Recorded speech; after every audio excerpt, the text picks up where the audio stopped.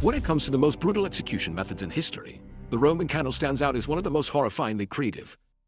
The Romans weren't exactly known for their mercy, but this method of execution took cruelty to an entirely new level. What exactly was the Roman candle, and did it really happen the way history describes? Let's dive into one of the worst ways to die in ancient Rome. In AD 64, a catastrophic fire swept through Rome, burning for days and reducing much of the city to ashes. As the smoke settled, the people of Rome wanted answers. Many suspected that Emperor Nero himself had orchestrated the fire, possibly to clear land for his extravagant building projects. But Nero, ever the showman, had another plan. He needed a scapegoat, and he found one in the Christians, a growing religious sect that many Romans already viewed with suspicion. The result? One of the most infamous persecutions in history. Tacitus describes Nero's persecution as follows. Mockery of every sort was added to their deaths, covered with the skins of beasts. They were torn by dogs and perished, or were nailed to crosses, or were doomed to the flames and burnt to serve as a nightly illumination when daylight had expired. So, how did it work? First, the victim would be tied or nailed to a wooden stake, but before that, they were coated from head to toe in a thick layer of tar, oil, or wax, ensuring that they would burn long and slow.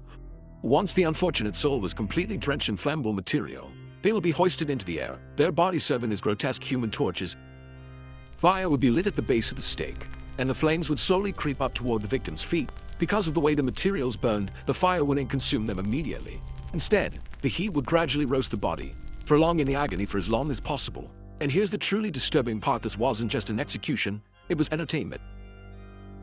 Nero reportedly hosted lavish garden parties, using these burning bodies as a kind of macabre mood lighting, while his guests dined, drank, and enjoyed performances. They were surrounded by the screams of the condemned. It's safe to say that, if you were invited to one of Nero's parties, you probably want to show up fashionably late. So, was the Roman candle execution exactly as described, or was it an exaggerated tale?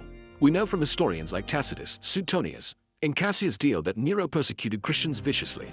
But modern scholars debate whether these human tortures were a widespread practice, or a propaganda-fueled legend.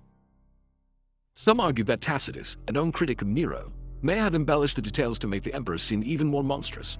Others believe the event was real, but perhaps less frequent than some sources suggest.